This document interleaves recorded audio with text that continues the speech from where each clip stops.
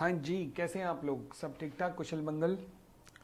चलिए जी, आज हम रिवीजन करने वाले हैं आपके चैप्टर की, जिसका नाम है ऑडिट एंड ऑडिटर, जो कि सेक्शन 139 से लेकर सेक्शन 148 तक चलता है। तो let us start and revision शुरू करते हैं हम लोग। एंड ये जो असाइनमेंट मैं यहाँ पर यूज़ करने वाला हूँ, जिनके पास ये असाइनमेंट नहीं भी होगा वो घबराए मत, क्योंकि इस यूट्यूब पे जो क्लिपिंग जो रिवीजन आपको दिख रही है उसके रिवीजन वीडियो के लिंक के अंदर नीचे आपको ये असाइनमेंट नज़र आ जाएगा। ठीक है, चलिए लेट अस प्रोसीड। सबसे पहले आते हैं हम सेक्शन 139 की तरफ, जो बताता है कि अपॉइंटमेंट ऑफ द ऑडिटर कैसे होता है। अपॉइंटमेंट ऑफ ऑडिटर कैसे होता है, देखिएगा। Appointment of auditor,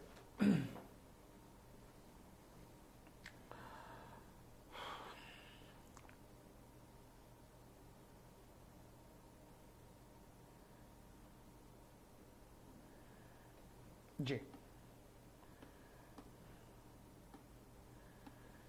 section 139 appointment of auditor के बारे में कहता है every company shall at the first annual general meeting, पहली एनुअल जनरल मीटिंग के अंदर अपॉइंट करेगी या तो इंडिविजुअल को या फर्म को एज ए ऑडिटर। हर कंपनी अपनी फर्स्ट एजीएम के अंदर, एजीएम का मतलब है कि ऑडिटर का अपॉइंटमेंट कौन करेगा, मेंबर्स करेंगे। फिर लिखा है अपॉइंट करेगी, यानी कि मेंबर्स डिसीजन कैसे लेते हैं, दो तरीके से, या तो ऑर्डिनरी या स्पेशल रेजोल्यूशन के थ्रू। जब तक स्पेशल रेजोल्यूशन ना लिखा हो तब तक इसका मतलब है कि डिसीजन ऑर्डिनरी रेजोल्यूशन के थ्रू हो रहा है। तो इसका मतलब ऑडिटर का अपॉइंटमेंट कैसे होगा, ऑर्डिनरी रेजोल्यूशन के थ्रू। ऑडिटर कौन हो सकता है, कोई इंडिविजुअल भी हो सकती है और फर्म भी हो सकती है।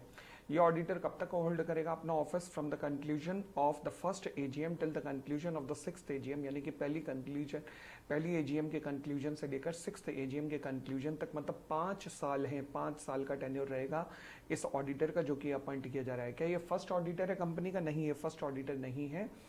क्यों? क्योंकि इसका अपॉइंटमेंट पहली एजीएम के एंड से हो रहा है। तो यानी कि एक और फर्स्ट ऑडिटर अभी आएगा आगे चलकर, फिलहाल। And thereafter till the conclusion of the every sixth AGM, तो इसका मतलब है हर सिक्स्थ एजीएम में, यानी कि 5-5 साल का इस बंदे का टेन्योर होगा। फिर आगे कहता है manner and procedure of selection of auditor by the member of the company at such meeting shall be as may be prescribed. अब इसके लिए रूल नंबर 3 बना हुआ है, जो कि बताता है कि किस तरीके से प्रोसीजर क्या होगा उसके सिलेक्शन का। फिर provided further that before such appointment, इस ऑडिटर की एक रिटर्न कंसेंट लेनी पड़ेगी और सर्टिफिकेट भी उससे लेना पड़ेगा कि जो उसका अपॉइंटमेंट हुआ है वो as per the compliance of this rules and regulations and as per the section हुआ है, मतलब उससे सर्टिफिकेट इस बात का लेना पड़ेगा। ये सर्टिफिकेट की चर्चा यहाँ पर रूल नंबर 4 के अंदर भी कर रखी है। Condition for the appointment and notice to the registrar, condition for the appointment and notice to the registrar. हाँ जी, पहले इससे पहले ना हमें रूल नंबर 4 से पहले करना चाहिए रूल नंबर 3 कि इसका अपॉइंटमेंट होता कैसे। तो आइएगा पहले हम रूल नंबर 3 की तरफ आते हैं। Rule number 3, manner and procedure of selection and appointment of the auditor. हाँ जी, और किसी भी ऑडिटर का अपॉइंटमेंट कौन करता है? देखो जी, दो तरीके के टॉप मैनेजमेंट हो सकते हैं किसी भी कंपनी में, या तो ऑडिट कमेटी। अब ऑडिट कमेटी हर कंपनी में नहीं होती, केवल उन्हीं कंपनियों में होती है जिनके ऊपर सेक्शन 177 लगता है। तो जिन कंपनियों पे सेक्शन 177 लग रहा है वहां पर ऑडिट कमेटी, और अगर जिन पे नहीं लग रहा तो वहां पर बोर्ड ऑफ डायरेक्टर। तो यानी कि ऑडिट कमेटी या बोर्ड ऑफ डायरेक्टर किसी भी व्यक्ति जिसको ऑडिटर अपॉइंट किया जाना है उसका सबसे पहली बात सिलेक्शन करेंगे। जब ये ऑडिट कमेटी या बोर्ड ऑफ डायरेक्टर उसका सिलेक्शन करेंगे तो ये कंसीडर करेंगे उस बंदे की क्वालिफिकेशन एंड एक्सपीरियंस को, and that experience and qualification शिल कमेंस्यूरेट, वर्ड ध्यान रखना, कमेंस्यूरेट मतलब मेल खाना चाहिए with the size of the organisation. पता लगा रिलायंस के लिए आपने सिंगल पपलू टपलू ऑडिटर रख लिया, ऐसा नहीं होना चाहिए। उसके बाद अब ऑडिट कमेटी हो, अगर मान लीजिए किसी कंपनी में जैसे ऑडिट कमेटी है, उन्होंने ऑडिटर को सिलेक्शन किया, तो फिर अब क्या होगा, ऑडिट कमेटी जिसको भी सिलेक्ट करेगी उसका नाम रिकमेंड करेगी किसको, बोर्ड ऑफ डायरेक्टर्स को। अब बोर्ड ऑफ डायरेक्टर शायद इस नाम से एग्री हो जाए, अगर नाम एग्री हो जाए तो समस्या ही खत्म। जिससे जो ऑडिट कमेटी ने रिकमेंड किया और जो बोर्ड ऑफ डायरेक्टर एग्री हो गया, उस व्यक्ति का नाम रिकमेंड कर दिया जाएगा as a auditor to the members. But अगर समस्या तब पैदा होती है जब ऑडिट कमेटी ने किसी व्यक्ति का नाम रिकमेंड किया बोर्ड ऑफ डायरेक्टर को, बट बोर्ड ऑफ डायरेक्टर उस नाम से एग्री नहीं है, तो अगर बोर्ड ऑफ डायरेक्टर उस नाम से एग्री नहीं है तो बोर्ड ऑफ डायरेक्टर उस नाम को वापस ऑडिट कमेटी को भेज देगा कि इसे रिकंसिडर कर लीजिए। एंड वो चाहे तो उसको रिकंसिडर करने को भी कह सकता है और फिर चाहे तो अपना भी एक व्यक्ति रिकमेंड कर सकता है बोर्ड ऑफ डायरेक्टर। अब मान लीजिए बोर्ड ऑफ डायरेक्टर ने अपना व्यक्ति रिकमेंड किया तो शायद audit committee board of director द्वारा रिकमेंड व्यक्ति से एग्री हो जाए तो भी कोई दिक्कत नहीं है, फिर बोर्ड ऑफ डायरेक्टर का जो व्यक्ति है उसी को मेंबर के सामने अपॉइंटमेंट के लिए भेजा जाएगा। बट समस्या तब आती है जब बोर्ड ऑफ डायरेक्टर ने किसी व्यक्ति को भेजा परंतु ऑडिट कमेटी उस नाम से डिसएग्री करती है। इस केस में अब क्योंकि ऑडिट कमेटी का अपना बंदा है और बोर्ड ऑफ डायरेक्टर का अपना बंदा है तो अब क्या होगा कि बोर्ड ऑफ डायरेक्टर अपने बंदे को ही मेंबर के सामने भेजेगा। बट ये बात स्पेसिफिकली बोर्ड रिपोर्ट के अंदर मेंशन की जाएगी कि देखो जी हमारे बीच में और ऑडिट कमेटी के बीच में इस बात को लेकर डिस्प्यूट था और हम अपने बंदे को आपके पास भेज रहे हैं। ये बात 134 के अंदर मेंशन की जाएगी। क्लियर हो गई इतनी बात? तो ये था मेरा रूल नंबर 3 कि किस तरीके से बंदे का सिलेक्शन होता है, किस तरीके से ऑडिटर का सिलेक्शन होता है। उसके बाद हम आते हैं रूल नंबर 4 के ऊपर। रूल नंबर 4 बताता है कंडीशन। जिस व्यक्ति को आपने रूल नंबर 3 में सिलेक्ट किया है, चाहे ऑडिट कमेटी ने किया हो चाहे फिर बोर्ड ऑफ डायरेक्टर ने किया हो, रूल नंबर 4 कहता है condition for the appointment and notice to the registrar. ये जो भी ऑडिटर अपॉइंट हुआ है रूल नंबर 3 के अंदर ये एक सर्टिफिकेट सबमिट करेगा। क्या सर्टिफिकेट क्या सबमिट होगा कि चाहे वो इंडिविजुअल हो या फर्म हो, they are eligible for the appointment and is not disqualified under this act. मतलब दे आर एलिजिबल प्लस वो कहीं से भी डिस्क्वालिफाइड नहीं है। ये डिस्क्वालिफाइड की चर्चा की गई है सेक्शन 141 के अंदर। और डिस्क्वालिफिकेशन चाहे चार्टर्ड अकाउंटेंट एक्ट के अंदर हो या फिर रूल एंड रेगुलेशन में डेरेंडर के अंदर हो, दे आर नॉट डिस्क्वालिफाइड। मतलब चार्टर्ड अकाउंटेंट एक्ट के अंदर दे आर नॉट डिस्क्वालिफाइड। ठीक है जी। फिर proposed appointment is as per the terms and conditions of this act. मतलब इस एक्ट की जितनी भी कंडीशंस हैं अपॉइंटमेंट की वो सारी कंप्लाई की गई हैं, चाहे सेक्शन 139 और 140 और 141 और सारे सेक्शंस का कंप्लाई हुआ है। फिर प्रपोज्ड अपॉइंटमेंट जो है वो within the limit as prescribe under the act है। मतलब एक लिमिट सेक्शन 141 में दी गई है, उस लिमिट के अंदर ही एक व्यक्ति जो इस लिमिट कहती है कि एक ऑडिटर जो है मैक्सिमम 20 ऑडिट कर सकता है, तो उस लिमिट का आपने ध्यान रखा है। फिर उसके बाद the list of the proceeding. मतलब अगर कोई एक्शन, कोई लीगल एक्शन चल रहा है ऑडिटर के खिलाफ या ऑडिट फर्म के खिलाफ with respect to any professional misconduct, तो वो भी बताना पड़ेगा सर्टिफिकेट के अंदर कि आपके खिलाफ क्या कोई केस चल रहा है और नहीं चल रहा, ये सारा बताना पड़ेगा। ठीक है जी। फिर नोटिस टू द रजिस्ट्रार देना पड़ेगा about the appointment of the auditor. यानी कि एक बार ऑडिटर का अपॉइंटमेंट हो जाता है, ऑडिटर के अपॉइंटमेंट के बाद नोटिस टू द रजिस्ट्रार जाएगा एक स्पेसिफाइड फॉर्म है जिसका नाम है ADT1। ADT1 के अंदर एक सर्टिफिकेट, एक फॉर्म जो है ROC को सबमिट किया जाएगा कि लो जी हमने इस व्यक्ति को ऑडिटर अपॉइंट कर दिया है। ठीक है जी। फिर उसके बाद इसके अलावा कंपनी कंसर्न ऑडिटर को भी उसके अपॉइंटमेंट के बारे में बताएगी कि लो जी हमने तेरा अपॉइंटमेंट कर दिया है and file a notice of such appointment with the registrar. कितने दिन में? 15 दिन में from the date of the meeting जिसमें ऑडिटर को अपॉइंट किया गया था। 15 दिन के अंदर अंदर ये बात कंपनी ROC को भी बता देगी विद इन 15 डेज और ऑडिटर कंसर्न ऑडिटर को भी इन्फॉर्म कर देगी। ठीक है जी। अब अगर सेक्शन 139 सबसेक्शन 1 को गौर से देखा जाए तो 139(1) में जो ऑडिटर अपॉइंट होता है उसका टेन्योर कितना है? पहली AGM के कंक्लूजन से लेकर 6th AGM के कंक्लूजन तक, मतलब टोटल टेन्योर कितना हो गया?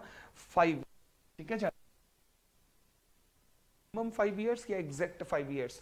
तो मैं 139 सबसेक्शन 1 के अगर वर्डिंग्स को बड़े ध्यान से पढ़ूं तो इट सीम्स कि it is exact 5 years. 139 subsection 1 में जो ऑडिटर अपॉइंट होगा उसका टेन्योर एग्जैक्ट 5 इयर्स है।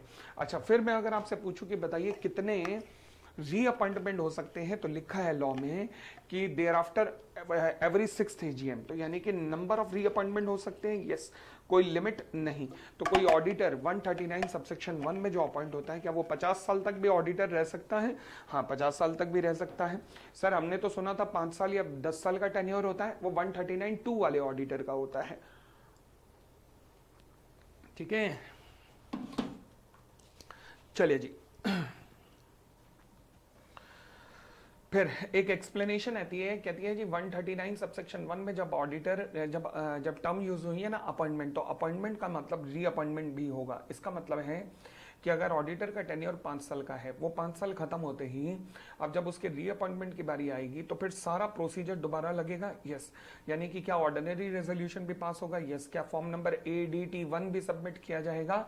हाँ जी, ADT1 भी सबमिट होगा। क्या उससे अंडरटेकिंग भी ली जाएगी कि he is not disqualified? Yes.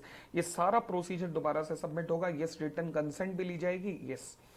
फिर अब आते हैं हम 139 सबसेक्शन 2 के ऊपर।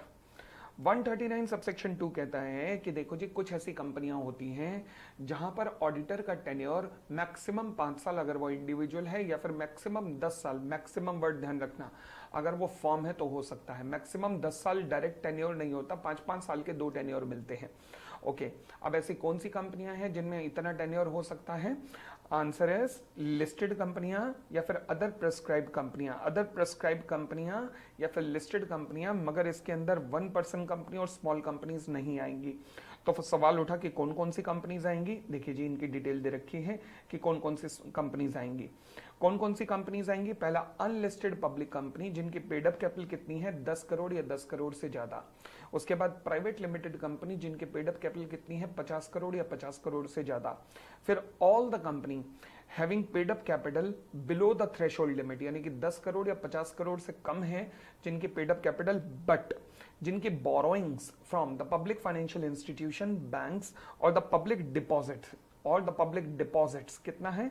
50 करोड़ रुपए और उससे ज्यादा है। अनलिस्टेड पब्लिक कंपनी जिनकी पेड अप कैपिटल 10 करोड़ या 10 करोड़ से ज्यादा, प्राइवेट लिमिटेड कंपनी जिनकी पेड अप कैपिटल 50 करोड़ या 50 करोड़ से ज्यादा, और बाकी बच्चे सभी कंपनियां जिनकी पेड अप कैपिटल बेशक कम है बट जिनकी बोरोइंग 50 करोड़ या 50 करोड़ से ज्यादा है, वो सभी प्रेस्क्राइब कंपनियां हैं। इनके अलावा लिस्टेड कंपनियां हैं, वो सेक्शन 132 सबसेक्शन 2 में कवर होंगी। और अगर कोई 139(2) में कवर हो रहा है और इंडिविजुअल को ऑडिटर बनाता है तो वो टेन्योर हो सकता है मैक्सिमम 5 इयर्स, और अगर किसी फर्म का ऑडिटर बनाता है तो फिर 2 टेन्योर हो सकते हैं 5 कंसेक्यूटिव ईयर्स के। 2 terms of the 5 consecutive years, यानी कि 5 into 2 is equal to maximum tenure 2 years का हो सकता है, 10 इयर्स का हो सकता है। अब इंडिविजुअल का टेन्योर कितना होगा? Maximum 5 years. सवाल उठा कि जैसे ही ये इंडिविजुअल का टेन्योर खत्म हो जाएगा तो उसके बाद क्या होगा?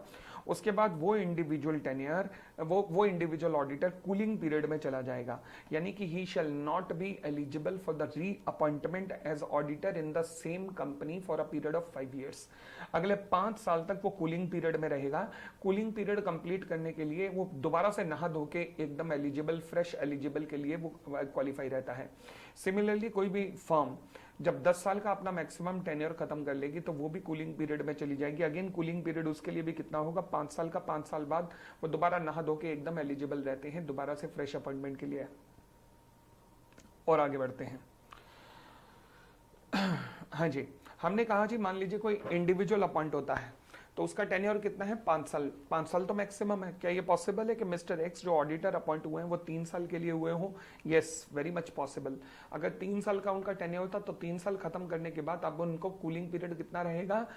5 साल। कूलिंग पीरियड 5 साल रहेगा, चाहे आपने टेन्योर, देखो जी आपका मैक्सिमम टेन्योर 5 साल था, अब 1 साल भी उसमें आएगा, 2 साल भी उसमें आएगा, 3 साल, क्योंकि मैक्सिमम 5 साल है। तो अगर आप 2 साल के लिए अपॉइंट हुए तो 2 साल बाद अगले 5 साल, तो 2 + 5 ईयर का कूलिंग पीरियड बिताने के बाद आप फिर दोबारा आ सकते हो। ठीक है जी। फिर कहता है Ram appointed as auditor for ABC limited 3 साल के लिए। Company is having paid up capital 70 crore and outstanding loan 20 crore. अब एबीसी लिमिटेड है, प्राइवेट लिमिटेड कंपनी है, 3 साल के लिए अपॉइंटमेंट हुआ है, यानी कि प्रेस्क्राइब कंपनी में कवर हो गया, तो इसका मतलब 139(2) में आएगा। 3 साल के लिए अपॉइंटमेंट हुआ है, क्या हो सकता है? बिल्कुल। Whether the valid appointment? Yes, बिल्कुल ठीक। अगर इसी केस में पेड अप कैपिटल 20 करोड़ रुपए की होती तो बोरोइंग 50 करोड़ से कम है, पेड अप कैपिटल 50 करोड़ से कम है, तो 139(2) में नहीं आएगा, 139(1) में आएगा। 139(1) में अपॉइंटमेंट 5 साल के लिए होता है। ठीक है जी। चले फिर आते हैं हम प्रोवाइजो टू 139 सबसेक्शन 2 पर। कहता है जी, जिस दिन आप अपॉइंटमेंट कर रहे हैं, वर्ड बड़े कीमती हैं, as on the date of appointment. Okay, कोई भी ऐसी ऑडिट फर्म नहीं होनी चाहिए जो कि आ रही है और जिसमें कॉमन पार्टनर है उस ऑडिट फर्म से मिलते जुलते जो कि जा रही है। यानी कि as on the date of appointment आने वाली फर्म और जाने वाली फर्म में कॉमन पार्टनर बिल्कुल भी नहीं होने चाहिए। ठीक है जी। आगे, अगर कॉमन पार्टनर हुए तो ये जो आने वाली फर्म है ये भी इनएलिजिबल हो जाएगी 5 साल के लिए।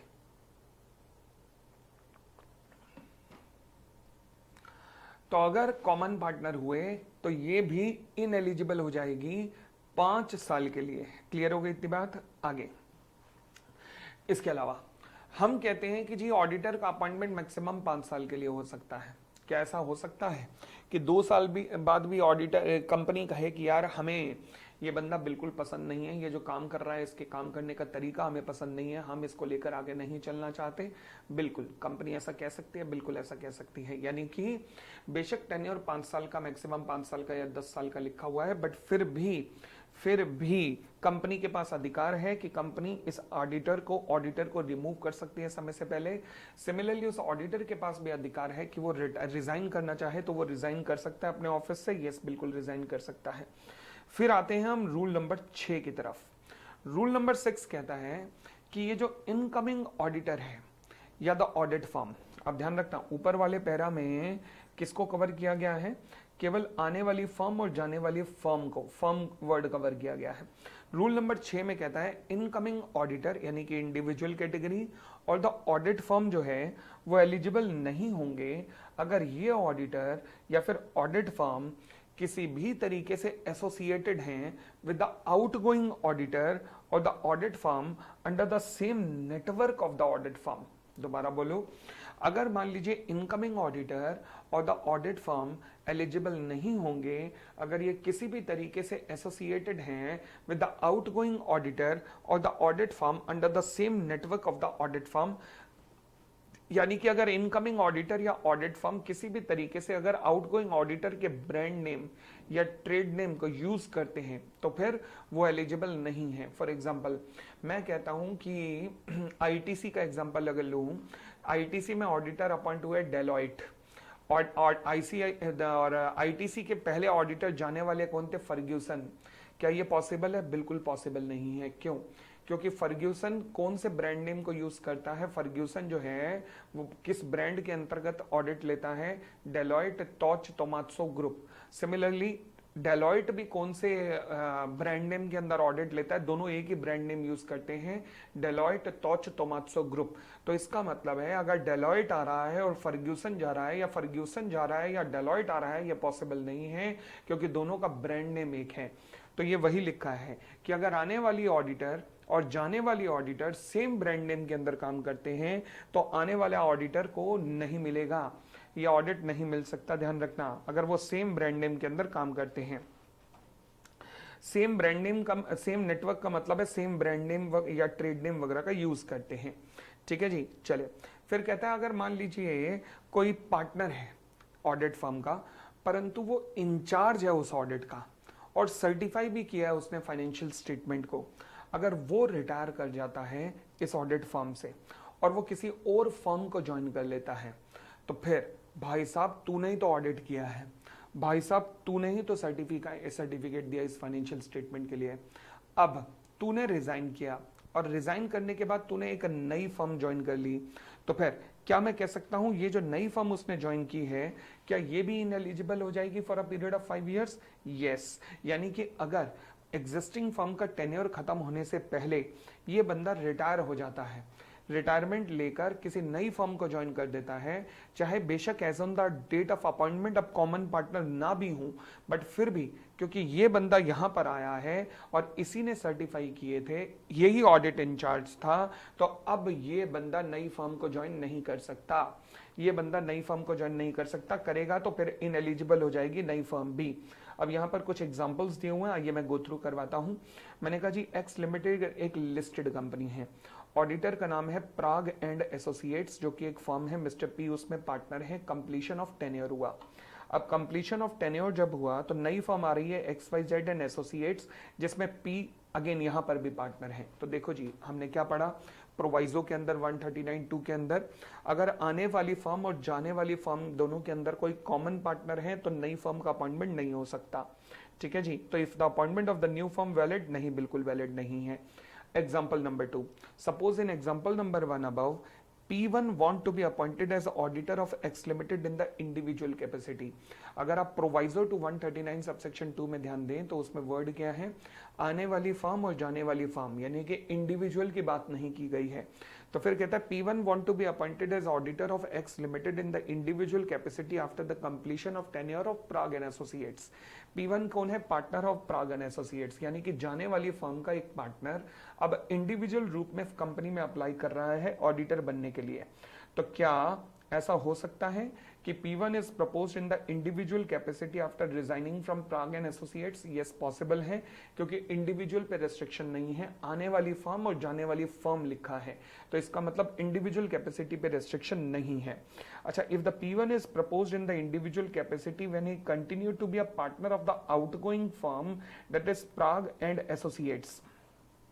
अब सोचो जी, कहता P1 is proposed in the individual capacity, मतलब इंडिविजुअल कैपेसिटी के अंदर अगर वो आ रहा है व्हेन ही कंटिन्यू टू, और परंतु जाने वाली फर्म में वो पार्टनर है, इंडिविजुअल कैपेसिटी में बेशक आ रहा है परंतु वो जाने वाली फर्म के अंदर पार्टनर है, तो क्या मैं कह सकता हूं कि रूल नंबर 6 के अंदर कवर हो जाएगा?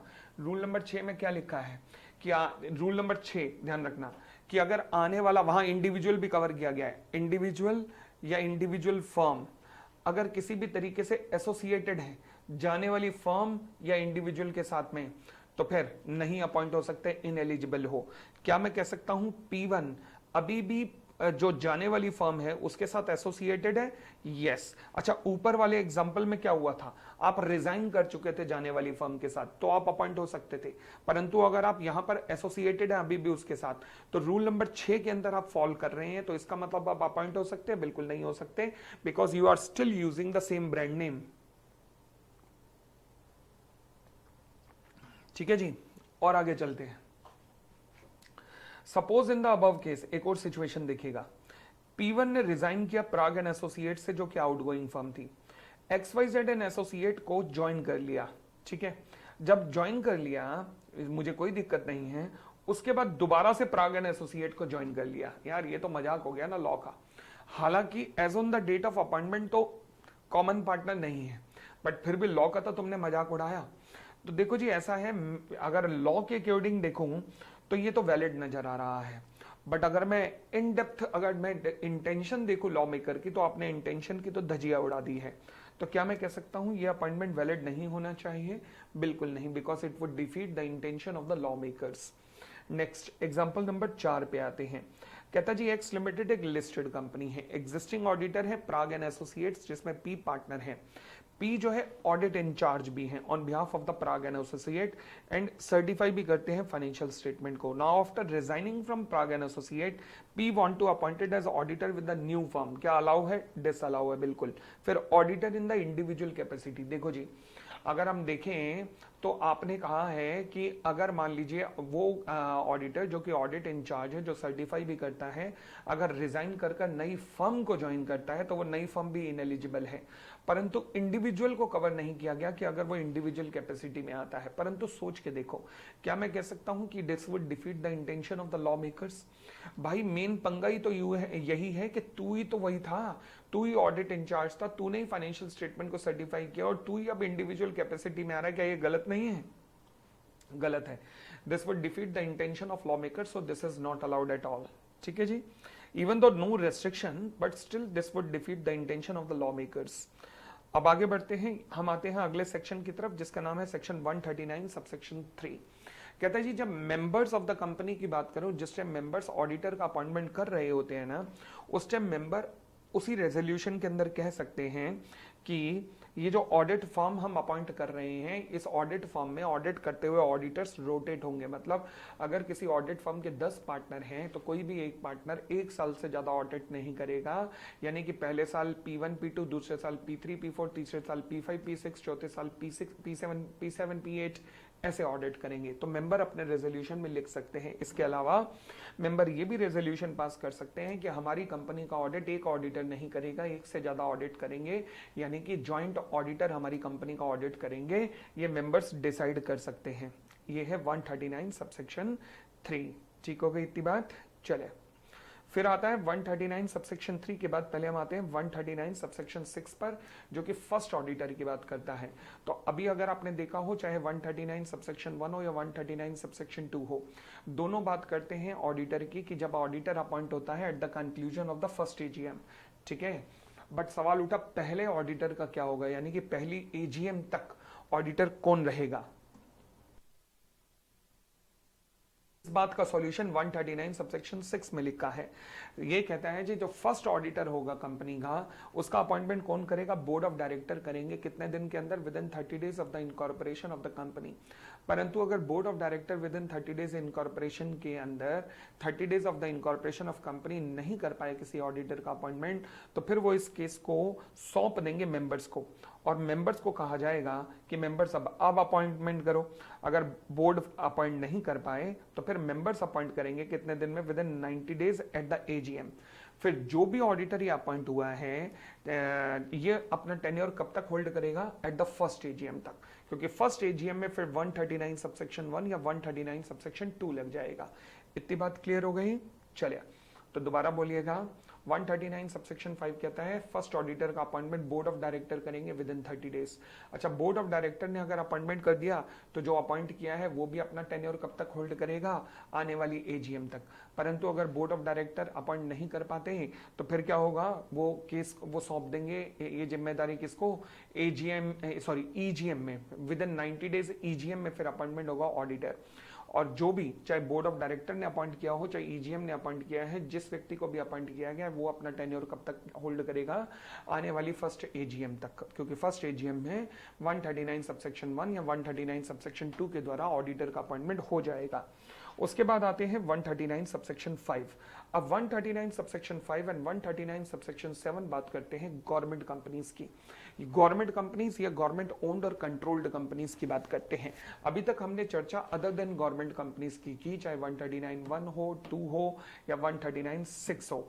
परंतु 139 सबसेक्शन 5 एंड 139 subsection 7 are talking about the government company और गवर्नमेंट ओन्ड और कंट्रोल्ड कंपनी। गवर्नमेंट कंपनी तो आप जानते हैं क्या होता है, सेक्शन 2 क्लॉज 45 के अंदर, जहां पर कम से कम 51% of the paid up share capital किसके पास है, सरकार के पास, यानी कि सेंटर या सेंटर प्लस स्टेट के पास। परंतु गवर्नमेंट ओन्ड और कंट्रोल्ड कंपनी क्या होती है, जहां पर गवर्नमेंट जो इस डेफिनेशन में तो नहीं आ रही, परंतु जहां पर सरकार की अपने डिफरेंट इंस्टीट्यूशन के थ्रू जो होल्डिंग है वो 50% से ऊपर है, उन ऐसी संस्थाओं को गवर्नमेंट ओन्ड और कंट्रोल्ड कंपनी कहा जाता है। देखिएगा, गवर्नमेंट ओन्ड और कंट्रोल्ड कंपनी, ये नीचे लिखा हुआ है। ए लिमिटेड होल्डिंग कितनी है, सेंट्रल गवर्नमेंट की होल्डिंग कितनी है, 10%, स्टेट गवर्नमेंट की होल्डिंग 10%, एलआईसी की होल्डिंग 40% है। अब एक बात सुनना, क्या ये किसी भी एंगल से गवर्नमेंट कंपनी है? नहीं, क्योंकि गवर्नमेंट कंपनी के लिए सेंट्रल गवर्नमेंट या स्टेट गवर्नमेंट की होल्डिंग देखनी है, वो मिला के 20% है। परंतु अगर मैं कहूं कि गवर्नमेंट की होल्डिंग अपनी सारी संस्थाओं को मिलाकर 50% से ऊपर है, यस, तो ये कंपनी क्या कही जाएगी, ये कही जाएगी गवर्नमेंट कंट्रोल्ड कंपनी।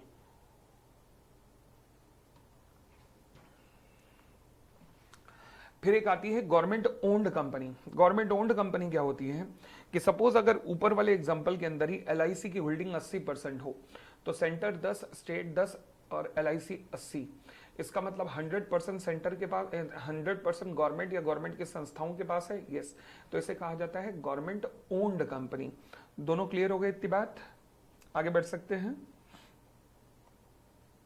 हाँ जी, 139 सबसेक्शन 5 कहता है appointment of the subsequent auditor in case of a government company और गवर्नमेंट ओन्ड और कंट्रोल्ड कंपनी। हाँ जी, कौन अपॉइंट करेगा, C&AG।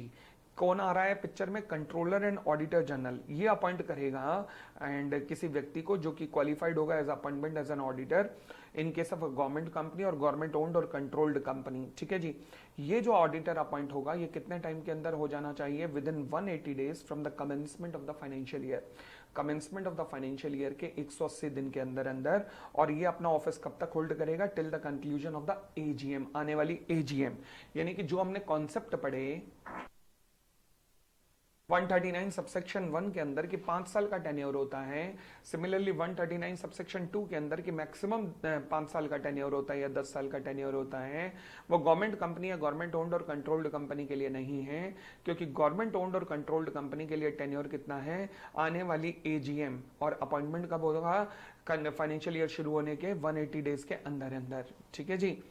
तो ये बात की हमने सब्सिक्वेंट ऑडिटर की। What about the first auditor in case of a government owned और कंट्रोल्ड कंपनी? आइएगा, फर्स्ट ऑडिटर की अगर मैं बात करूं तो फिर एक बार दोबारा से 139 सबसेक्शन 5 को रिकॉल करेंगे कि कौन करेगा ऑडिटर का appointment? C and A G, ध्यान रखना, C and A G, controller and auditor general. कब तक का अपॉइंट करेगा? Within 180 days from the commencement of the financial year. ये कब तक अपना टेन्योर होल्ड कर सकता है? ये टेन्योर होल्ड कर सकता है from the date of appointment till the date of the first AGM, till the date of the आने वाली एजीएम। ठीक है। उसके बाद अब फर्स्ट ऑडिटर की बात करता हूं। फर्स्ट ऑडिटर का अपॉइंटमेंट कैसे होगा? In case of a government company और गवर्नमेंट ओन्ड और controlled company, first auditor shall be appointed by the controller and auditor general. कितने दिन में? Within 60 days from the registration of the company. 60 दिन के अंदर अंदर from the date of registration of the company. अगर मान लीजिए 60 दिन के अंदर सी एंड ए जी अपॉइंट नहीं कर पाया तो गेंद किसके पाले में चली जाएगी? बोर्ड ऑफ डायरेक्टर के पाले में। बोर्ड ऑफ डायरेक्टर के पास कितने दिन है फिर अपॉइंट करने के लिए? With in 30 days. अगर बोर्ड ऑफ डायरेक्टर भी अपॉइंट नहीं कर पाया तो गेंद किसके पाले में आ जाएगी? मेंबर्स के। मेंबर्स कहां अपॉइंट करेंगे? ईजीएम में। कितने दिन में? Within 60 days. तो सी एंड ए जी के पास पहले 60 दिन, फिर अगली गेंद board of director. Board of director के पास 30 दिन, फिर अगली गेंद मेंबर्स के पास ईजीएम में। कितने दिन? 60 दिन। ठीक है जी। चलिए, और ये ऑफिस कब तक होल्ड करेगा? Till the conclusion of the first AGM. ठीक है। फिर हम आते हैं 139 सबसेक्शन 8 पर। सेक्शन 139 सबसेक्शन 8 बात करता है अगर कोई ऑडिटर के ऑफिस में कैजुअल वैकेंसी अराइज होती है तो क्या होगा। तो सेक्शन 139 सबसेक्शन 8 कहता है, देखो जी, दो केस बढ़ सकते हैं। एक तो गवर्नमेंट कंपनी और गवर्नमेंट ओन्ड और कंट्रोल्ड कंपनी, और एक अदर देन गवर्नमेंट कंपनी। अगर मैं गवर्नमेंट कंपनी और गवर्नमेंट ओन्ड और कंट्रोल्ड कंपनी की बात करूं तो सी एंड ए जी के पास पहला मौका है कैजुअल वैकेंसी फिल करने का विद इन 30 डेज, 30 दिन के अंदर अंदर।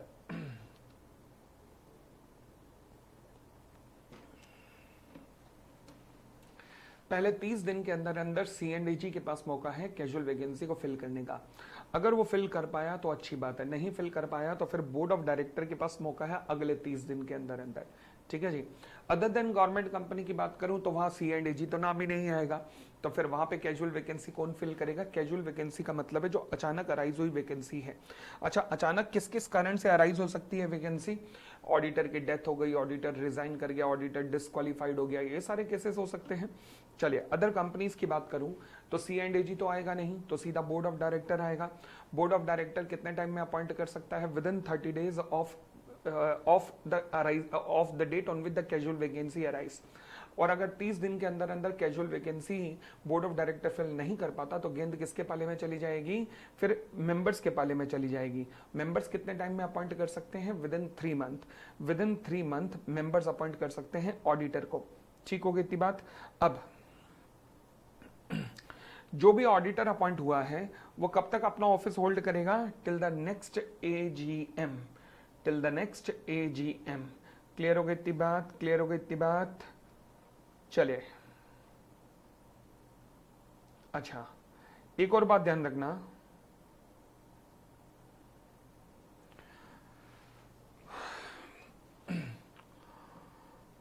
अगर मान लीजिए वैकेंसी अराइज हुई है, किस वजह से? रेजिग्नेशन की वजह से। वैकेंसी अराइज किस वजह से हुई है? रेजिग्नेशन की वजह से। तो फिर ये थोड़ा सीरियस मुद्दा है। अब वैकेंसी अराइज हुई रेजिग्नेशन की वजह से, बोर्ड ऑफ डायरेक्टर ने वैकेंसी फिल कर दी 30 दिन के अंदर अंदर, मगर फिर भी अब इस वैकेंसी को मेंबर्स अप्रूव जरूर करेंगे। It shall also be approved by the company in the general meeting with in 3 month. ये जो मेंबर्स की अप्रूवल होगी in the nature of ratification होगी।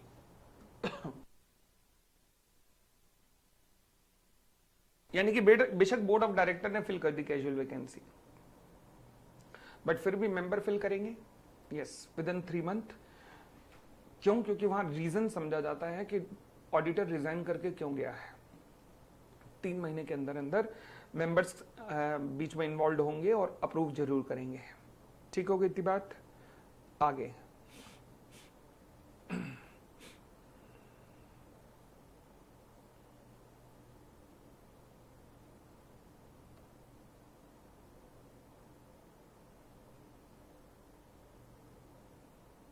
हाँ जी, अब आता है 139 सबसेक्शन 9 एंड 139 सबसेक्शन 10। चलिए जी, बात करते हैं reappointment of the retiring auditor की। अब यहां वर्ड रिटायरिंग ऑडिटर जो है ना वो बहुत भयंकर कंफ्यूजन वाला है। एक्चुअल में कंफ्यूजन कैसे आती है, 2020 से पहले कंफ्यूजन नहीं थी। फॉर एग्जाम्पल, जब मैं कहता हूं कि टेन्योर है किसी ऑडिटर का 5 साल का, 2020 से पहले 5 साल का टेन्योर होने के बावजूद भी ऑडिटर को नाम दिया जाता था रिटायरिंग ऑडिटर। वो क्यों नाम दिया जाता था रिटायरिंग ऑडिटर, क्योंकि अगर 5 साल का भी आपका टेन्योर है तो आप हर एजीएम के अंदर मेंबर के सामने जाते थे, मेंबर आपको ओके करते थे अगले साल के लिए, फिर तीसरे साल फिर गए ओके किया अगले साल के लिए, चौथे साल फिर गए ओके किया अगले साल के लिए, चाहे बेशक अपॉइंटमेंट 5 साल का हुआ। इसलिए जो भी ऑडिटर अपॉइंट होते थे उन सबको नाम दिया जाता था रिटायरिंग ऑडिटर। 2020 में कानून चेंज कर दिया गया और कहा 139(1) में और 139(2) में जो ऑडिटर अपॉइंट होंगे, जब उनका टेन्योर 5 साल या 10 साल है तो हर साल जाने की क्या जरूरत है, तो हर साल जाने की जरूरत अब नहीं है। तो लॉजिकली वर्ड रिटायरिंग ऑडिटर अब उनके नाम से हटा देना चाहिए था, बट वहां से तो कॉन्सेप्ट हटा दिया 139(1) से और 2 से, बट वर्ड रिटायरिंग ऑडिटर अभी भी रहने दिया 139 सबसेक्शन 9 और 10 के अंदर। तो अब इसे इस एंगल से पढ़ना, रिटायरिंग ऑडिटर को उस एंगल से कि जो हर साल मीटिंग के अंदर जा रहा है, ठीक है ना। Reappointment of the retiring auditor 139 subsection 9 क्या कहता है कि किसी भी एजीएम के अंदर अ रिटायरिंग ऑडिटर में B reappointed at the AGM. Retiring auditor यानी कि वही जो ऑडिटर एग्जिस्टिंग ऑडिटर है वो रीअपॉइंट हो सकता है एजीएम के अंदर, यानी कि वो कंटिन्यू कर सकता है एजीएम के अंदर if is not disqualified for the reappointment. किसी भी एजीएम के अंदर एग्जिस्टिंग ऑडिटर ही अपना टेन्योर कंप्लीट करेगा अगर वो डिस्क्वालिफाइड नहीं हुआ है, या फिर अगर मान लीजिए उसने कंपनी को नोटिस नहीं दिया है कि कंपनी मेरी बस अब मैं आगे नहीं चलना चाहता, तो वही कंटिन्यू करेगा। थर्ड पॉइंट, अगर मान लीजिए स्पेशल रेजोल्यूशन कोई पास नहीं हुआ है, कोई स्पेशल रेजोल्यूशन पास नहीं हुआ है जिस स्पेशल रेजोल्यूशन के अंतर्गत ये कहा गया है कि हम इस ऑडिटर को हटाना चाहते हैं, इन 3 केसेस को अगर छोड़ दिया जाए तो बाकी हर केस के अंदर वही ऑडिटर एग्जिस्टिंग ऑडिटर ही हर एजीएम में कंटिन्यू करेगा 5 साल तक, जो भी टेन्योर है, या फिर 10 साल तक। ठीक है, 3 केसेस कौन से हैं, अगर वो डिस्क्वालिफाइड नहीं हुआ है, अगर उसने नोटिस नहीं दिया है his willingness to discontinue now, और थर्ड अगर स्पेशल रेजोल्यूशन पास नहीं हुआ है जहां पर उसको हटाने की बात की गई है और किसी को अपॉइंट करने की बात की गई है। ठीक है जी। अब लॉ कहता है मान लीजिए 5 साल का टेन्योर है, थर्ड एजीएम की बात करता हूं, मान लीजिए कोई भी नया ऑडिटर वगैरह कोई अपॉइंट नहीं किया गया है। अगर कोई नया ऑडिटर अपॉइंट नहीं किया गया, मतलब कोशिश की गई थी नए ऑडिटर को अपॉइंट करने की पर वो नहीं पास हुआ रेजोल्यूशन, तो एग्जिस्टिंग ऑडिटर ही कंटिन्यू करेगा। यस, एग्जिस्टिंग ऑडिटर ही कंटिन्यू करेगा। कौन कहता है ये, सबसेक्शन 10। तो मोर और लेस सबसेक्शन 9 और सबसेक्शन 10 एक ही मुद्दे पर बातें कर रहे हैं। उसके बाद सबसेक्शन 11 कहता है जी अगर मान लीजिए कोई कंपनी ऐसी है जिसको ऑडिट कमेटी फॉर्म करने की जरूरत है, ठीक है ना, तो फिर जब भी ऑडिट कमेटी फॉर्म होती है तो कोई भी जो कैजुअल वैकेंसी फिल होगी ना ऑडिटर की, जिसे हमने कहा कैग फिल करेगा या बोर्ड ऑफ डायरेक्टर, या फिर बोर्ड ऑफ डायरेक्टर फिल करेंगे, या रेजिग्नेशन के केस में मेंबर भी आएंगे, तो वहां पर ऑडिट कमेटी की रिकमेंडेशन भी ध्यान रखी जाएगी। ठीक है, रूल नंबर 3 ध्यान रखना।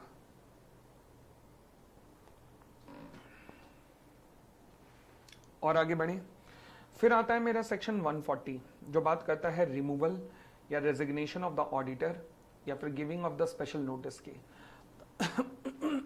क्या कहता है, पहली बात, removal of the auditor before the expiry of his term. क्या ये पॉसिबल है कि किसी ऑडिटर को समय से पहले हटा दिया जाए? यस, बिल्कुल पॉसिबल है। अच्छा, कैसे हटाया जा सकता है, प्रोसीजर क्या होता है। 139 के अंदर जिस ऑडिटर को अपॉइंट किया गया है, अगर आप उसे समय से पहले हटाना चाहते हैं तो आपको क्या करना पड़ेगा, पहली बात स्पेशल रेजोल्यूशन पास करना पड़ेगा। दूसरा काम क्या करना पड़ेगा, सेंट्रल गवर्नमेंट की अप्रूवल लेनी पड़ेगी by making an application in form number ADT2, यानी कि स्पेशल रेजोल्यूशन पास होगा और सेंट्रल गवर्नमेंट की अप्रूवल होगी। बट ये रूल अभी अधूरा है, बट कॉन्सेप्ट अभी अधूरा है, क्योंकि इसके साथ में 140 सबसेक्शन 1 के साथ में रूल नंबर 7 भी पढ़ना पड़ेगा। अब रूल नंबर 7 पढ़ूं तो वो क्या कहता है, कहता जी ऐसा है कि आप क्या करेंगे, सेंट्रल गवर्नमेंट को एप्लीकेशन करेंगे with in 30 days of the resolution passed by the board of director. तो इसका मतलब ये रिमूवल इनिशिएट कौन करेगा, सबसे पहले बोर्ड ऑफ डायरेक्टर। तो step number 1 board of director की अप्रूवल होगी, और जिस दिन बोर्ड ऑफ डायरेक्टर का रेजोल्यूशन पास हो जाएगा उसके बाद एप्लीकेशन दी जाएगी सेंट्रल गवर्नमेंट को फॉर्म नंबर ADT2 के अंदर within 30 days of the date of approval from the board of director. फिर कंपनी अपनी जनरल मीटिंग होल्ड करेगी। देखो जी, step number 1 board of director की अप्रूवल विद इन 30 डेज आपने एप्लीकेशन सबमिट की सेंट्रल गवर्नमेंट को, उसके बाद सेंट्रल गवर्नमेंट की अप्रूवल आने के बाद विद इन 60 डेज कंपनी अपनी एक जनरल मीटिंग होल्ड करेगी। उस जनरल मीटिंग के अंदर ये अप्रूवल रेजोल्यूशन पास किया जाएगा कि हम इस ऑडिटर को हटाना चाहते हैं।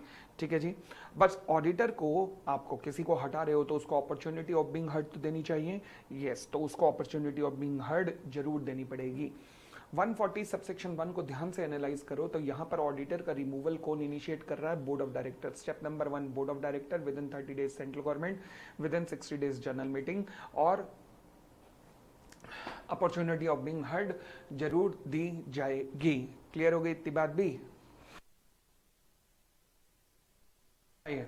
अब हम आते हैं सेक्शन 140 सबसेक्शन 2 की तरफ। 140 सबसेक्शन 2 रेजिग्नेशन की बात करता है। क्या कहता है, कहता है ऑडिटर साहब आप भी रिजाइन कर सकते हैं। यस, बिल्कुल रिजाइन कर सकते हो, कोई बंधुआ मजदूर थोड़े ना हो। तो फिर वो फाइल, अगर ऑडिटर रिजाइन करता है कंपनी से तो he shall file within a period of 30 days from the date of resignation a statement in form number ADT3 with the company. Company के पास एक ADT3 के अंदर एक फॉर्म फाइल करेगा और ROC के पास भी फाइल करेगा। कौन फाइल करेगा, ऑडिटर, कंसर्न ऑडिटर। कितने दिन में फाइल करेगा, 30 दिन के अंदर। कहां से 30 दिन, from the date of resignation. अगर मैं गवर्नमेंट कंपनी की या गवर्नमेंट ओन्ड और कंट्रोल्ड कंपनी की बात करूं तो वहां पर ADT3 वो किसको फाइल करेगा, वो फाइल करेगा C&AG को प्लस ROC को। यानी कि लिखा है कि इन case of a government company और कंपनी ओन्ड और कंट्रोल्ड बाय द सेंटर और state government, auditor shall also, यानी कि जिनको वो फाइल करता है कंपनी को और ROC को, उनको तो करेगा ही करेगा, उसके साथ में किसे करेगा, C&AG को भी फाइल करेगा।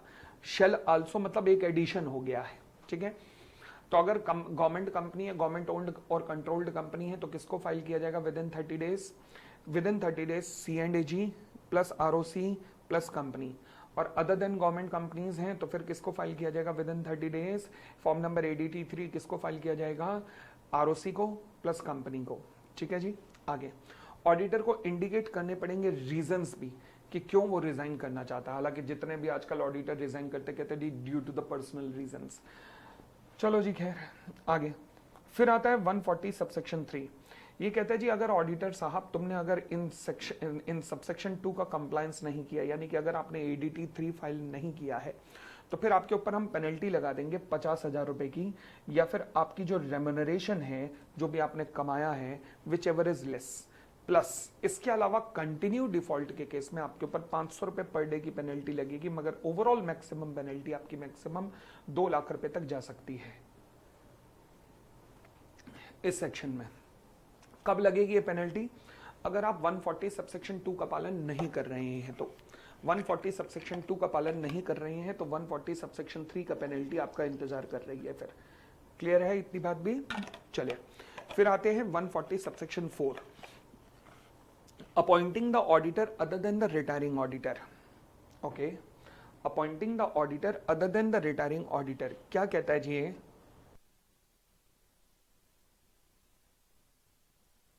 ये कहता है जी हम नया ऑडिटर लाना चाहते हैं एग्जिस्टिंग ऑडिटर के बदले में। तो 140 सबसेक्शन 1 में हटाने की बात की तो थी।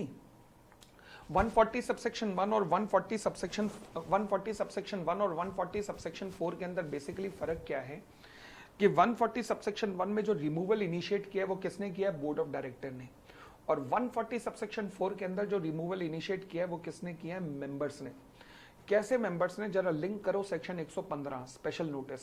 स्पेशल नोटिस के अंदर आपने कॉन्सेप्ट किया था कि स्पेशल नोटिस सेक्शन 115 में कोई एलिजिबल मेंबर सबमिट कर सकता है और उसके द्वारा एग्जिस्टिंग ऑडिटर को हटाया जा सकता है, याद है? अब उस सेक्शन को लिंक करो। कहता है जी अगर retiring auditor, again retiring auditor का मतलब वही जो मैंने बताया, जिसने 5 साल मतलब 5 साल या 10 साल के लिए जो अपॉइंट हुआ है। कहता है रिटायरिंग ऑडिटर ने अपना टेन्योर कंप्लीट नहीं किया है 5 साल या 10 साल का, और उससे पहले ही अगर आप उसे हटाना चाहते हो तो आपको क्या करना पड़ेगा? स्पेशल नोटिस पहली बात तो मूव करना पड़ेगा कि हम आने वाली एजीएम के अंदर इस व्यक्ति को हटाना चाहते हैं। ठीक हो गई इतनी बात। स्पेशल नोटिस कौन से सेक्शन में मूव होगा? सेक्शन 115 याद करना, ठीक है जी। आगे उसके बाद कंपनी के पास जब ये नोटिस रिसीव होगा तो कंपनी ये नोटिस इमीडिएटली कंसर्न ऑडिटर को भेजेगी कि ले भाई तेरा संदेशा आया है कि ये तुझे हटाना चाह रहे हैं, बता तू क्या कुछ कहना चाहता है? अगर कुछ बोलना चाहता है तो बोल, ठीक है। अब रिटायरिंग ऑडिटर जो है इसके बाद अपना पक्ष रख सकता है, मतलब अपनी रिप्रेजेंटेशन दे सकता है। और अगर मान लीजिए वो अपना पक्ष जो रखेगा वो कंपनी के पास रखेगा कि कंपनी मैं ये कहना चाहता हूं, कंपनी उसकी रिप्रेजेंटेशन सुनने के बाद मेंबर्स को फॉरवर्ड कर भी सकती है, या फिर अगर कंपनी के पास ये बहुत लेट आई है रिप्रेजेंटेशन तो कंपनी शायद मेंबर्स के पास ना भी भेजे, ये भी पॉसिबल है। फिर अब कंपनी अगर मान लीजिए रिप्रेजेंटेशन हर मेंबर को भेजने का टाइम है, अभी बहुत लेट नहीं आई है, तो कंपनी हर मेंबर के पास भेज देगी। आगे बट किसी भी हालात में क्या हो सकता है कि अगर मान लीजिए ये रिप्रेजेंटेशन टू लेट आई और नहीं भेज पाई कंपनी सभी मेंबर्स को, तो फिर जो ऑडिटर कहना चाहता है वो मीटिंग में सभी मेंबर्स के सामने रीड आउट किया जाएगा कि ऑडिटर का ये पक्ष है, हम इसे हटाना चाह रहे हैं और इसका ये वाला पक्ष है। अच्छा आगे कहता है अब ऑडिटर का जो रिमूवल का रेजिग्नेशन है वो सामने रख दिया जाएगा। किसके सामने रख दिया जाएगा? मेंबर्स के। अगर मेंबर्स डिसाइड करते हैं कि हाँ जी हमें इसके साथ कंटिन्यू नहीं रहना है, तो मतलब उसके रिमूवल का रेजिग्नेशन पास हो जाएगा और ऑडिटर रिमूव हो जाएगा। बट अगर मान लीजिए रेजोल्यूशन पास नहीं हो पाता है तो इसका मतलब मेंबर चाहते हैं कि हम इसे रिमूव ना करें, तो एग्जिस्टिंग ऑडिटर ही कंटिन्यू करेगा। यस, एग्जिस्टिंग ऑडिटर ही कंटिन्यू करेगा।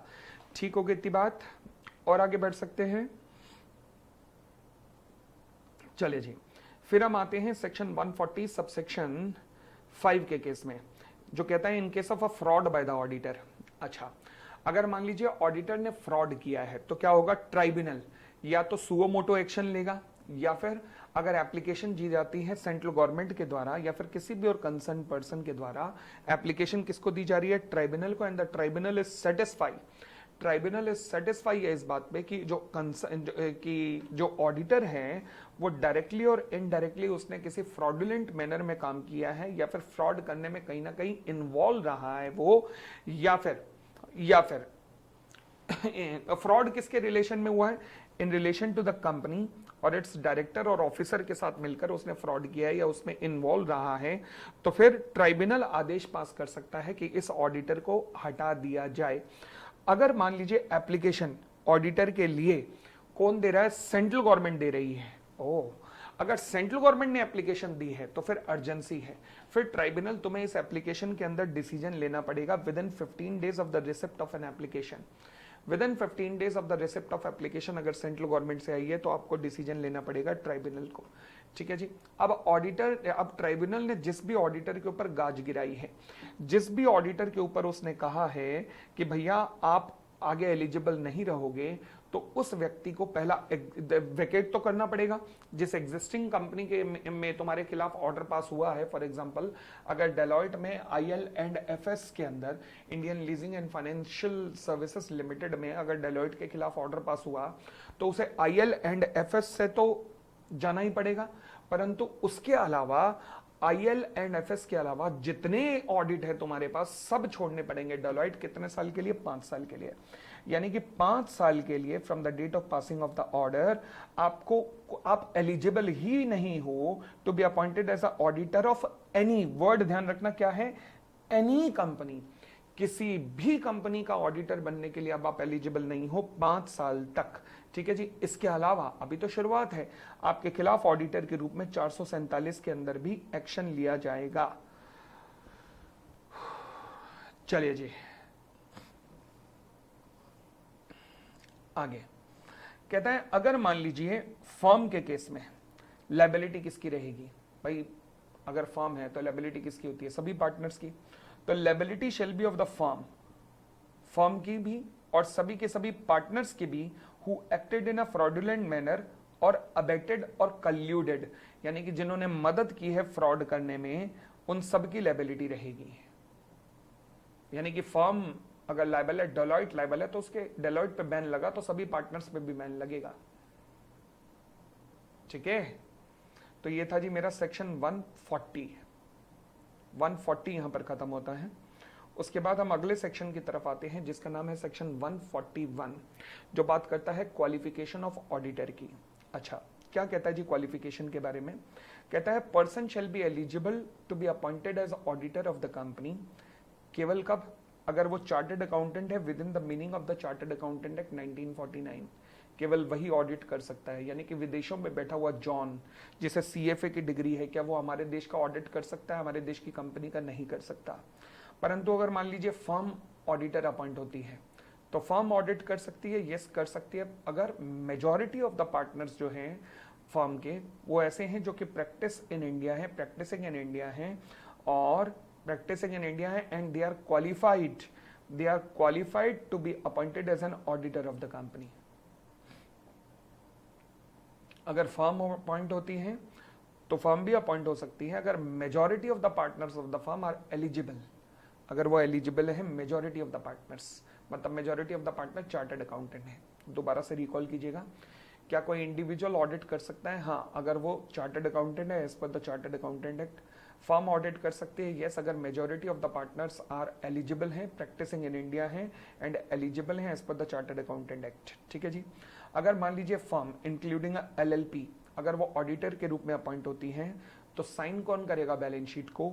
ओनली दोज पार्टनर हुआ चार्टर्ड अकाउंटेंट, केवल वही साइन करेंगे, कोई और नहीं। फिर डिस्क्वालिफिकेशन ऑफ द ऑडिटर की बात करते हैं, सेक्शन 141 सबसेक्शन 3 डिस्क्वालिफिकेशन की बात करता है। कहता है जी कुछ ऐसे लोग हैं जो कि ऑडिटर बनने के लिए एलिजिबल ही नहीं है। अच्छा जी, कौन कौन से ऐसे लोग हैं जो कि ऑडिटर बनने के लिए एलिजिबल नहीं हैं?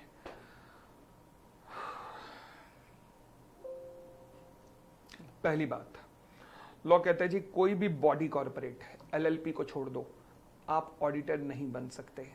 दूसरी बात, एग्जिस्टिंग ऑफिसर या existing employee of the company, आप ऑडिटर नहीं बन सकते। पास्ट ऑफिसर, पास्ट एम्प्लॉय बन सकते हैं, हाँ। तीसरा, कोई भी ऐसा पर्सन जो कि पार्टनर है, हु इज अ पार्टनर या फिर एम्प्लॉय है, पार्टनर है या एम्प्लॉय है किसका? कंपनी के ऑफिसर का या फिर किसी एम्प्लॉय का, ऑफ एन ऑफिसर और एम्प्लॉय ऑफ द कंपनी। यानी कि अगर आप कंपनी के ऑफिसर या फिर एम्प्लॉय के पार्टनर हैं या एम्प्लॉय हैं, आप नहीं बन सकते हैं, आप ऑडिटर नहीं बन सकते। 141 सबसेक्शन 3 क्लॉज नंबर C। अब आता है सबसे important 141 subsection D। 141 subsection 1 clause number 141 subsection 3 clause number D, ये सबसे इंपॉर्टेंट है। कहता पर्सन हु और हिज रिलेटिव और पार्टनर, तीन चीजें देखनी है।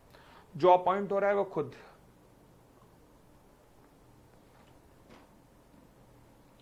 जो अपॉइंट हो रहा है खुद, उसके रिलेटिव या उसके पार्टनर इज होल्डिंग, अगर होल्ड कर रहे हैं एनी सिक्योरिटी और इंटरेस्ट इन द कंपनी। जो अपॉइंट होना चाहता है वो खुद या उसके रिलेटिव या उसके पार्टनर अगर होल्ड करते हैं कोई सिक्योरिटी या इंटरेस्ट इन द कंपनी या फिर कंपनी की किसी सब्सिडरी में या होल्डिंग में या एसोसिएट में या subsidiary of its holding company, company में, एसोसिएट में, सब्सिडरी में, होल्डिंग में या होल्डिंग की सब्सिडरी कंपनी में कोई भी सिक्योरिटी या इंटरेस्ट होल्ड करते हैं। फिर लॉ मेकर को दया आई, उन्होंने कहा रुको रुको, हैंग ऑन, रिलेटिव होल्ड कर सकते हैं सिक्योरिटी और इंटरेस्ट कितने तक? Face value not exceeding 1 lakh रुपए तक। 1 लाख रुपए तक की face value, I am not concern with the market value, I am concern with the face value only. 1 lakh रुपए तक की फेस वैल्यू तक रिलेटिव सिक्योरिटी और इंटरेस्ट होल्ड कर सकते हैं, ठीक है जी। परंतु अगर मान लीजिए कभी भी रिलेटिव 1 लाख से ज्यादा होल्ड करने लग गए बाद में, तो फिर करेक्टिव एक्शन आपको लेना पड़ेगा विद इन 60 डेज। कितने दिन में? 60 डेज के अंदर करेक्टिव एक्शन लेना पड़ेगा, ठीक है जी। आगे, आप ऑडिटर नहीं बन सकते अगर आप या आपका रिलेटिव या आपका पार्टनर इनडेप्टेड है, फर्म को देने हैं उसने, मतलब फर्म का डेटर है। किसका? कंपनी का, एसोसिएट का, सब्सिडरी का, होल्डिंग का, या होल्डिंग की किसी सब्सिडरी का 5 लाख रुपए से ज्यादा के लिए अगर आप देनदारी है, आपने इनको देने हैं, कंपनी को, एसोसिएट को, सब्सिडरी को, होल्डिंग को, होल्डिंग की किसी और सब्सिडरी को 5 लाख से ज्यादा, तो आप ऑडिटर नहीं बन सकते। नेक्स्ट पॉइंट, अगर आपने गारंटी दी है किसी व्यक्ति के रिलेशन में, कंपनी को, सब्सिडरी को, होल्डिंग को, एसोसिएट को या सब्सिडरी की होल्डिंग को गारंटी दी है, अगर आपने गारंटी दी है या सिक्योरिटी प्रोवाइड की है किसी व्यक्ति के रिलेशन में, तो बन चौधरी फिर। और उस व्यक्ति ने अगर डिफॉल्ट किया तो फिर देनदारी हो जाएगी तेरी फर्म के प्रति, तेरी कंपनी के प्रति। तो इसलिए अब लॉ मेकर की एक छोटी सी बेवकूफी है, जब ऊपर 5 लाख लिखा है तो लॉजिकली यहां भी 5 लाख होना चाहिए था, बट ऊपर लिखा 5 लाख यानी कि इनडेप्टेड के केस में। अच्छा, यहाँ पे शॉर्टकट यूज मत करना, पता लगा लिख के आ रहे हो डेटर, ज्यादा कलाकारी नहीं दिखानी। जब वहां लिखा है is indebted to the company और एसोसिएट और सब्सिडरी और द होल्डिंग और the subsidiary of its holding company in excess of ₹5 lakh, तो ऐसे ही लिखना है। लिखा है हैज गिवन अ गारंटी और security in relation to the indebtedness of any third person to the company और एसोसिएट और सब्सिडरी और द होल्डिंग और the subsidiary of its holding company in excess of ₹1 lakh, तो ऐसा ही लिखना है, ठीक है जी। तो ध्यान रखना, बेवकूफी है ये और बात है, जब 5 लाख ऊपर है तो नीचे भी 5 लाख ही होना चाहिए। कॉन्सेप्ट तो दोनों का सेम है, क्योंकि इनडेप्टनेस ढूंढ रहे हो आप। नेक्स्ट पॉइंट, ये जितना एनालिसिस था सॉल्व है, एक बार आप जरूर देख लीजिएगा दोबारा, कोई प्रॉब्लम नहीं आनी चाहिए। क्लॉज नंबर ई के अंदर आप आते हैं, कहता है अ पर्सन और अ फर्म जिसका कोई भी बिजनेस रिलेशनशिप रहा है कंपनी से, उसकी सब्सिडरी से, उसकी होल्डिंग से, उसकी एसोसिएट से, या फिर सब्सिडरी ऑफ सच होल्डिंग और एसोसिएट कंपनी। अगर मान लीजिए अगर कोई पर्सन या फर्म जिसकी बिजनेस रिलेशनशिप रही है किसके साथ?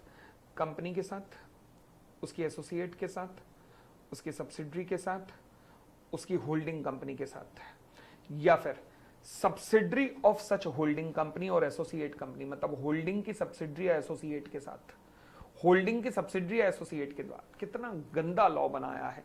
जब एक आप साथ फॉलो कर रहे हैं CASH या फिर H की सब्सिडरी, तो अब ये एसोसिएट को भी पटक दिया, कोई लॉजिक ना, बस बिना सिर पैर की बातें करनी थी। फिलहाल अगर आपका कोई भी बिजनेस रिलेशनशिप रहा है, बिजनेस रिलेशनशिप, ओके, अब लॉ कहता है कि बिजनेस रिलेशनशिप का मतलब क्या होता है कि कोई भी कमर्शियल ट्रांजैक्शंस अगर रही हैं, यानी कि कोई भी कमर्शियल ट्रांजैक्शंस रही हैं, एक्सेप्ट 2 तरीके की ट्रांजैक्शन को मैं बिजनेस रिलेशनशिप में नहीं लूंगा। पहला, कोई भी ट्रांजैक्शन जो कि in the nature of professional services अगर आपने रेंडर की हैं, जो कि परमिटेड है किसी ऑडिटर को, यानी कि अगर आपने किसी फर्म को लोन दिलवाया है बैंक के साथ, और तो ये बिजनेस रिलेशनशिप है वैसे तो, मगर हम नहीं मानेंगे, तो अब आप ऑडिटर के रूप में अपॉइंट हो सकते हो, यस। दूसरी बात, अगर आपकी कोई ट्रांजैक्शन रही है जो कि ordinary course of the business में रही है और आर्म लेंथ प्राइस पे रही है, मैंने होंडा की कार खरीदी थी, होंडा का 70,000 का डिस्काउंट सबके लिए था, मैंने मांगा एक्स्ट्रा, उन्होंने नहीं दिया, 70,000 का डिस्काउंट मुझे भी दिया। आज मैं होंडा का ऑडिटर बन सकता हूं? बन सकता हूं, क्योंकि मेरी ट्रांजैक्शन ऑर्डिनरी कोर्स में हुई है, मतलब मैंने उनसे कार खरीदी है, यस ऑर्डिनरी कोर्स, क्योंकि जो उनका नॉर्मल बिजनेस है वही मैंने किया है। दूसरी बात, क्या आर्म लेंथ बेसिस पे हुई है, यानी कि कोई एक्स्ट्रा डिस्काउंट मुझे नहीं दिया गया, यस आर्म लेंथ बेसिस पे हुई है, बिल्कुल ठीक। तो इसका मतलब ये भी कमर्शियल ट्रांजैक्शन नहीं है। इनके अलावा सारी ट्रांजैक्शन जो आपकी किसी कंपनी से, एसोसिएट से, होल्डिंग से, सब्सिडरी से, या फिर होल्डिंग की किसी सब्सिडरी एसोसिएट के साथ हुई है, तो वो सारी की सारी ट्रांजैक्शन कमर्शियल ट्रांजैक्शन कहलाएंगी, और अगर कमर्शियल ट्रांजैक्शन तो आप ऑडिटर नहीं बन सकते। नेक्स्ट पॉइंट, ABCDEF, हाँ जी, कोई भी ऐसा व्यक्ति जिसका रिलेटिव डायरेक्टर है या फिर in the employment of the company है एज अ डायरेक्टर और केएमपी। यानी कि कोई भी ऐसा व्यक्ति whose relative is a director और is in the employment of the company as a director और द केएमपी। ठीक है, आप भी नहीं बन सकते। आगे next person, next clause number जी, a person who is in the full time employment, a person who is in the full time employment elsewhere, or a person or a partner of the firm holding appointment as its auditor, if such person or partner is at the date of such appointment is holding appointment as auditor of more than 20 company। सीधी सी बात, क्या कहना चाह रहा है? कोई भी ऐसा व्यक्ति ऑडिटर नहीं बन सकता जो कि 20 से ज्यादा कंपनियों का ऑडिट होल्ड करता है, जो कि मोर देन 20 कंपनीज का ऑडिट होल्ड करता है, वो ऑडिटर नहीं बन सकता है। यानी कि मैक्सिमम 20 कंपनियां तक आप ऑडिट कर सकते हो, परंतु जब 20 कंपनियां गिनी जाएंगी तो उसमें कुछ कंपनियों को एक्सक्लूड किया जाएगा।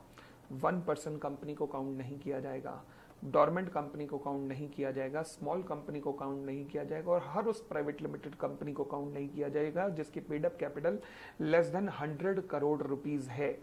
इन चारों कंपनियों को एक्सक्लूड किया जाएगा। किस किस को? दोबारा से बोलता हूं, 1% कंपनी को, स्मॉल कंपनी को, डोरमेंट कंपनी को, और private limited company having paid up capital up to having paid up capital less than ध्यान रखना, अप टू नहीं है, लेस देन है, लेस देन 100 करोड़। इन चारों को एक्सक्लूड किया जाएगा और बाकी सबको इंक्लूड किया जाएगा। तो बाकी कौन सी रहेगी? सारी की सारी पब्लिक लिमिटेड कंपनी और प्राइवेट लिमिटेड कंपनी जिसकी पेड अप कैपिटल 100 करोड़ या 100 करोड़ से ज्यादा है, इन दोनों को इंक्लूड किया जाएगा। और इन दोनों को इंक्लूड करने के बाद मैक्सिमम आप कितनी कंपनीज का ऑडिट कर सकते हैं? 20। अगर एक फर्म में 6 ऑडिटर हैं तो 6 इंटू 20 मतलब 120 कंपनियां आप ऑडिट कर सकते हैं। ध्यान रखना, क्योंकि इंडिविजुअल ऑडिटर की लिमिट है, इंडिविजुअल ऑडिटर की। तो मैंने ये आसान भाषा में तभी लिखवाया, person can hold appointment as auditor for not more than 20 companies. इसमें एक्सक्लूड किया जाएगा, इसमें इंक्लूड किया जाएगा। बस आपको ये वाली लैंग्वेज ऊपर वाली याद नहीं करनी है, ना वो हो पाएगी। तो ये जो लैंग्वेज लिखवाई है आपको ये वाली लैंग्वेज ही याद करनी है। ठीक है जी, चलिए फिर एच क्लॉज पे आते हैं। एच क्या कहता है? A person who has been convicted by the court for any offence involving the fraud, यानी कि अगर आपको किसी कोर्ट ने दोषी ठहराया है फ्रॉड वगैरह का और 10 साल इलैप्स्ड नहीं हुए हैं from the date of such conviction, यानी कि जिस दिन आपको कन्विक्ट अपराधी ठहराया गया उसके 10 साल तक आपके ऊपर बैन है। फॉर एग्जांपल, आपको सजा हुई 10 साल की, जेल से बाहर निकलते ही ऑडिट कर सकते हो, यस, क्योंकि from the date of conviction देखना है 10 साल। तो 10 साल की सजा हुई, अच्छा 12 साल की सजा हुई, जेल से बाहर निकलते ही ऑडिट कर सकते हो, यस। 8 साल की सजा हुई, 8 जेल से बाहर निकलते ही ऑडिट कर सकते हो, नहीं 2 साल और वेट करना पड़ेगा। ठीक है, next I clause. A person who directly और इनडायरेक्टली कोई भी ऐसी सर्विस रेंडर करता है जो कि 144 में दी गई है। हम आगे बढ़ेंगे, 144 में कौन सी सर्विस दी गई है वो भी ऑडिटर नहीं बन सकता। फिर सबसेक्शन 3 कहता है 141 सबसेक्शन 4 कहता है vacation of office by an auditor. कहता है जी, if the person appointed as a auditor of the company, अगर वो कोई भी डिस्क्वालिफिकेशन इनकर करता है जो 141 सबसेक्शन 3 के इतने क्लॉजेस में दी गई है, क्लॉज नंबर ए से लेकर क्लॉज नंबर आई तक कोई भी डिस्क्वालिफिकेशन इनकर करता है, तो उसको एग्जिस्टिंग ऑफिस भी अपना छोड़ना पड़ेगा। अब एग्जिस्टिंग ऑफिस छोड़ा तुमने तो ये क्या कहलाएगा? कैजुअल वैकेंसी कहलाएगी। यानी कि अगर आपने कोई भी डिस्क्वालिफिकेशन इनकर की तो ये तो मतलब आप डिस्क्वालीफाई तो हो ही गए, मगर जो आपका एग्जिस्टिंग अपॉइंटमेंट है आपको वो भी छोड़ना पड़ेगा। इसे कहते हैं वेकेशन करना पड़ेगा एग्जिस्टिंग अपॉइंटमेंट को। और क्योंकि एग्जिस्टिंग अपॉइंटमेंट आपको छोड़ना पड़ा है तो वो जो अब वैकेंसी अराइज हुई है आपके छोड़ने के बाद उसे हम कहते हैं कैजुअल वैकेंसी, और उसे कैजुअल वैकेंसी को 139 सबसेक्शन 8 के अंदर फिल किया जाएगा। ठीक हो गई इतनी बात? चले जी, आज का पार्ट हम यहीं तक करते हैं और कल के पार्ट के अंदर पूरा ऑडिट एंड ऑडिटर का सेक्शन हम खत्म कर देंगे। Thank you, bye bye, take care.